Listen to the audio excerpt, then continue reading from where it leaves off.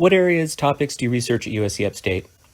Well, my primary research when I began here focused on publishing my first book, Prisons, Race, and Masculinity in 20th Century U.S. Literature and Film. That was published by Ohio State University Press in 2008. I arrived here in 2005. My interests in race and masculinity led me to co-edit a collection of essays, including two of mine, called Fathers, Preachers, Rebels, Men, Black Masculinity in U.S. History and Literature, I think 1830 to 1945.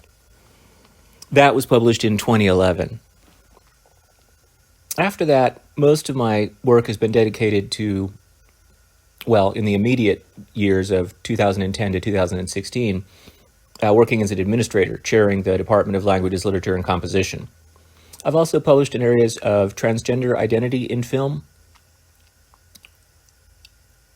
and in political science, how the representation of incarceration in fictional film relates to the actual practices of incarceration and how it's perceived broadly in the United States. The research area that's my favorite really is representations of race and gender in the popular national imagination, largely in film, but also, of course, in music, and less in television shows. I don't watch serial narrative. However, I did teach a course cross-listed among journalism, English, women and gender studies, and African American studies called The NFL, Race, Masculinity, and the Media, and that was a lot of fun. Did anyone inspire you to acquire an interest in any area that you research? I had a great range of professors, first in my master's at Oregon State, and then in my PhD program at the University of Texas. However, when I arrived at Texas in 1999, I'd already settled on my research project of representations of incarceration in fiction and nonfiction. No particular professor led me to that topic, but race, class, and gender had become the sort of dominant ways of understanding human experience in the 1980s and 90s, and therefore many of my professors were trained in and conducted research in that fashion. What initially got me interested in the study of incarceration is I remember being a sophomore in high school and reading about John Brown's raid on Harper's Ferry, attempting to start the Civil War a couple years early.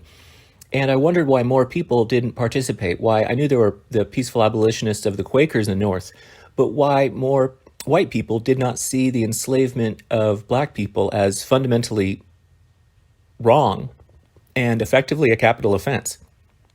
And then I wondered if people in the mid-19th century could be blind to such a massive and inhumane phenomena, what now in the 1980s is happening that a century later people are going to look back and think we were monsters for allowing it to happen. And over time, I grew up in a relatively low-income neighborhood and went to a high school that featured a very diverse group ethnically and racially. And so I've always been cognizant of how those matters of human difference, while certainly we need to transcend them and recognize one another's fundamental humanity, it was very clear to me that I could be treated because of my white skin very differently than some of my friends and classmates were treated. So really, I've been thinking along these lines since, high school, but they really formalized into a coherent project in 1999 when I began my PhD.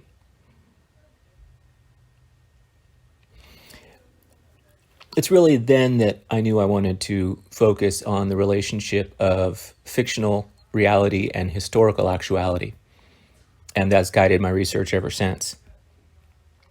I occasionally do other work. I have done research on the writer David Foster Wallace, which really has nothing to do with the rest of my work. Focuses more in the application of psychology, the study of how the mind operates, the assumption that the mind is what the brain does, and how a finer understanding of psychology can help us interpret specifically the work of David Foster Wallace, who was keenly aware of his own mind's operation. I've also done work in the study of science fiction film that is not necessarily driven by matters of race and gender. Do I have any content creators, authors, or writers who are my favorite? Absolutely. Hello, English 101 online students. One sec. Here's our latest Sorry, Pam, I'm completing a podcast for my English 101 class, and it just finished exporting, and so it automatically started playing. But to return to your questions, content creators. Well, I'm a massive sports fan. I have ESPN on, or I'm reading ESPN.com pretty much all the time. I read some of my favorite ESPN personalities. Really, they start as writers, but they move into TV or podcasts as quickly as they can, because honestly, writing is solitary and brutal, whereas talking and being on TV can be pretty fun. Mina Kimes is fantastic. Pablo Torre, Bomani Jones, all write and talk for ESPN. Dan Lebitard's show is fantastic. Other content creators, originally the site Deadspin was a sports and cultural commentary site. The staff quit en masse when the venture capitalist overlords revamped what the site's mission was. And they've started a new site called The Defector, and I read them every day. My favorite writer for them is probably Drew Magary, but there's also Barry Pachetsky and I believe David Roth. And they complete podcasts each week. So I pretty much, if I'm not watching ESPN, I'm listening to a podcast. So those are some of my favorites. In terms of leisure reading, David Foster Wallace, I read and reread. He killed himself in 2008, so there's no new material coming. In terms of makers of films, David Fincher, Christopher Nolan, Spike Lee, Catherine Bigelow. As an educator, are you required to submit documents for the areas of your research? Well, certainly the expectation for assistant professors, and when one is hired in a tenure track position, one is hired as an assistant professor, our unit criteria declare that we must publish at least 2 articles in order to be eligible for promotion to associate professor and therefore having tenure and greater job security. So that was certainly required, and I met that requirement in publishing several articles as well as a book during that time. And then going up for full professor, I had the second book, the edited collection, as well as an additional article. How often do you need to collect new data for any of the areas you research? I'm kind of always in data acquisition mode. You're probably familiar with the notion of going down an internet rabbit hole where it's 10:30 at night and you look something up on the internet, and the next thing you know, 2 hours have passed and you've been to like 25 different sites. Another content area that I like a website is cracked.com. I go to BuzzFeed too. Well, when you do media studies, popular culture studies, then going down that internet rabbit hole is functionally research for me. So pretty much every day. I don't generate new data in the sense that a scientist does, where they conduct an experiment. In effect, doing the work that I do, the data itself is always already out there, and my job is to interpret it. What are cultural studies and how do they relate to literature? Well, if literature is the effort to speak the human across time and culture, then works of literature, texts of literature necessarily embody the human, and humanity separates, breaks up along certain fault lines. And this would be known as sort of intersectionality. So race, gender, class, sexuality, ethnicity, sexual orientation, disability, age. These are all ways in which, like it or not, we organize ourselves. And so literary work necessarily embodies that diversity and the conflicts that often take place among it. So cultural studies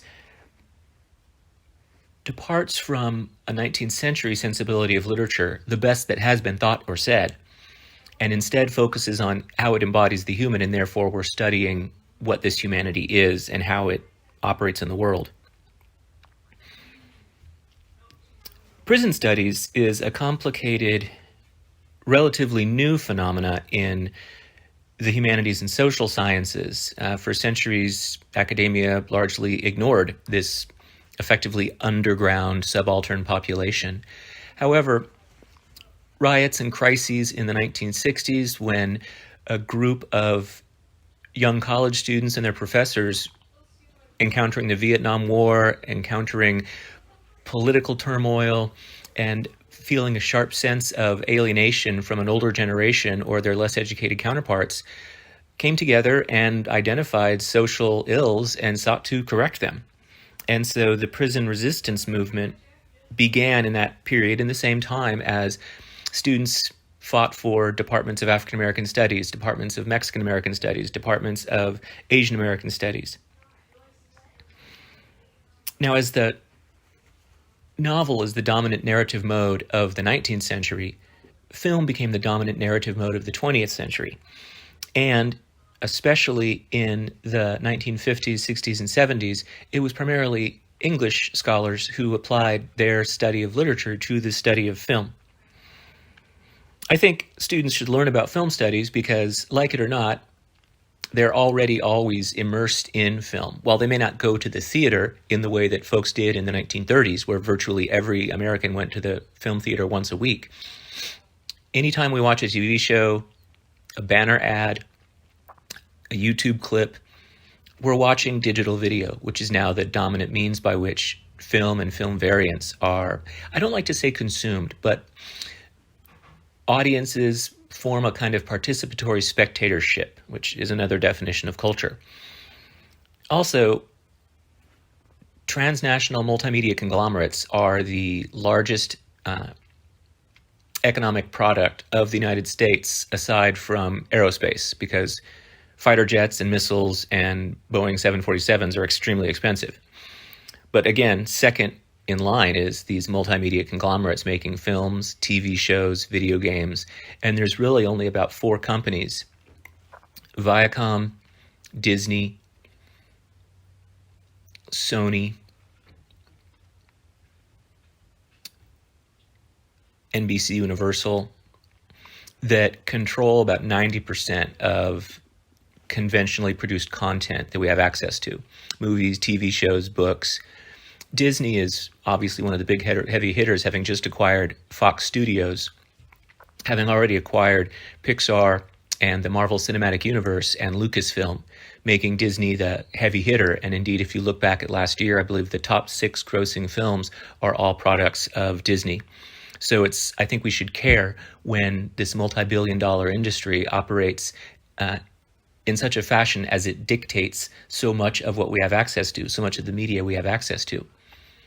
This is especially important given Disney has been effectively licensed to raise our children, in that I've asked many students in my film classes, how many times have you seen, and I just choose a film by decade, so I used to say, The Lion King, and then Finding Nemo, and now maybe, The Princess and the Frog.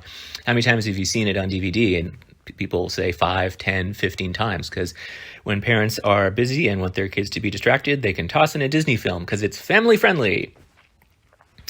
The key component that connects film studies to literature is the broad conception that there is nothing outside the text.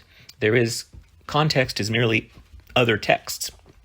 So when we read a film, when we read a poem, when we read a novel, when we read an advertisement, we're making meaning. Humans are pattern recognizing animals. And so we're looking for the patterns in the world we see around us, and we try to make sense of it. And this is true, of course, in operating in our everyday world. But when we focus on the magical worlds, the invented worlds of fiction, or the highly personal worlds of nonfiction creative writing, such as memoir or documentary film, then we are inhabiting a perspective and participating in that spectatorship and engaging it.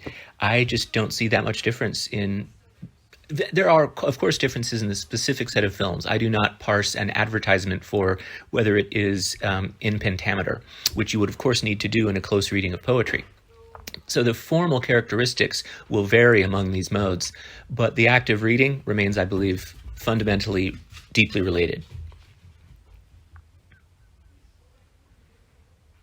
Do prison studies involve psychological aspects or factual information? Both.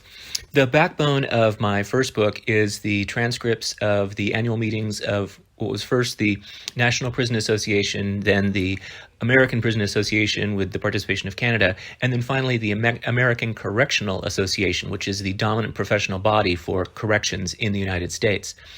Each year, that transcript is published in a book-length work, and I read all of them from 1870 to about 1889, and then 1929 to 1941, and then 1968 to 1977, actually 1968 until 2006.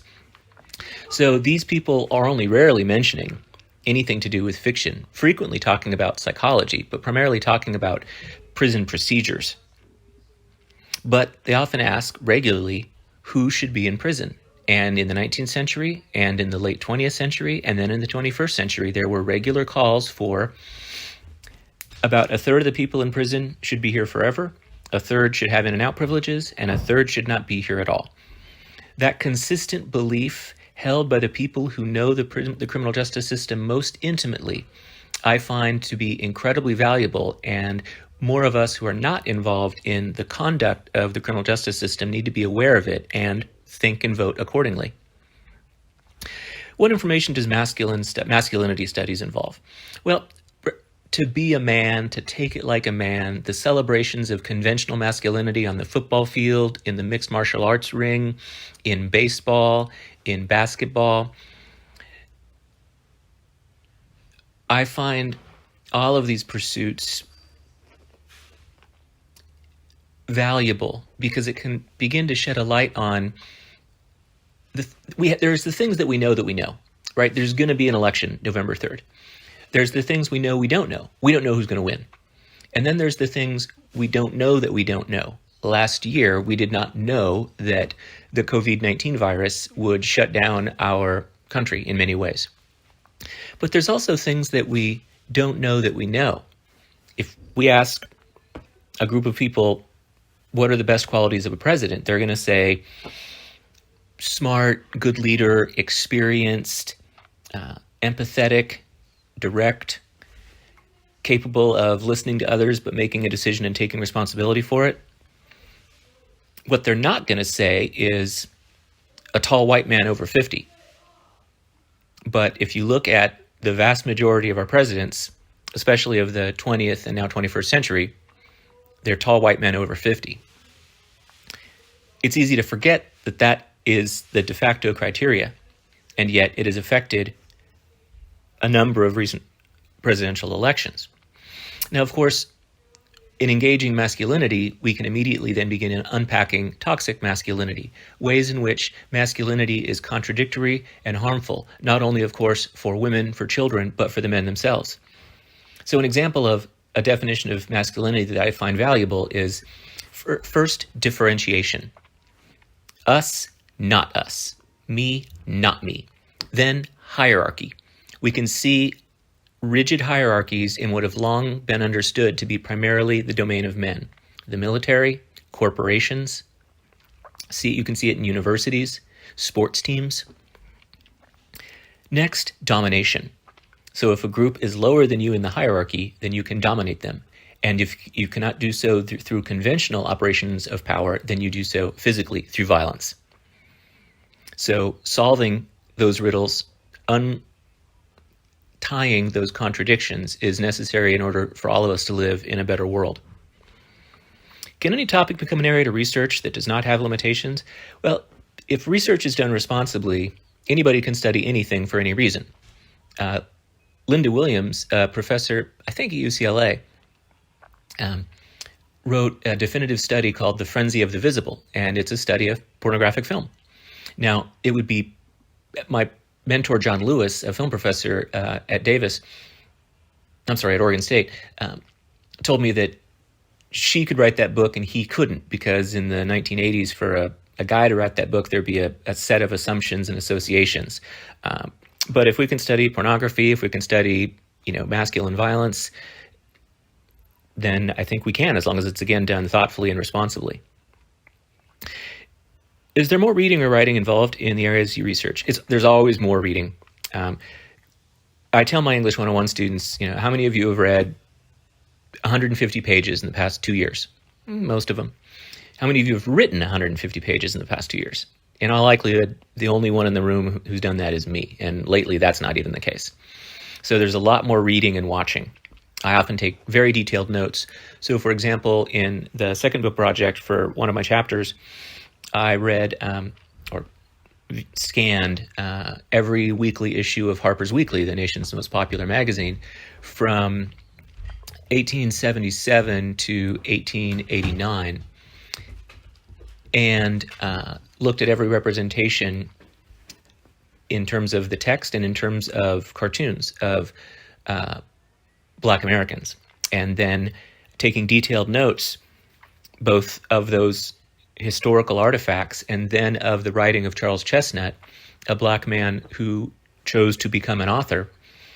Reading his fictional works against the backdrop of this popular magazine allowed me to produce about 13,000 words of notes. So in effect, when I wrote that chapter, it was less a matter of writing new words and more a matter of taking words out and writing transitions. Virtually all of my areas of research and of teaching overlap race and gender and other forms of human difference in history and in fiction in a variety of modes. Obviously, that's very, very broad, so it focuses based on the name of the course or the sort of journal that I'm sending an essay to.